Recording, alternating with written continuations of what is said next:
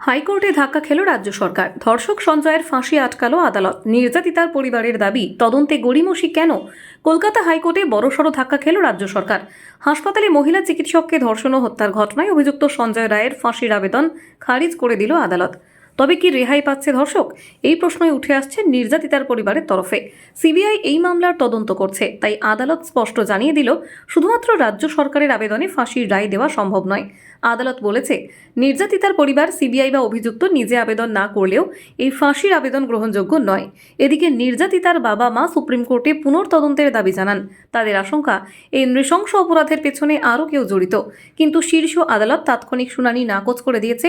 আগামী 17 মার্চ শুনানি হবে। রাজ্যের তরফে আদালতে জানানো হয়েছিল, সঞ্জয়ের ফাঁসি হলে গুরুত্বপূর্ণ তথ্য চিরতরে হারিয়ে যাবে, কিন্তু আদালত সেই যুক্তিও মানেনি।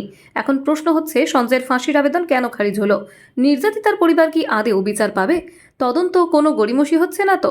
আপনার কি মতামত? কমেন্টে জানান। শেয়ার করে প্রতিবাদে শামিল হন।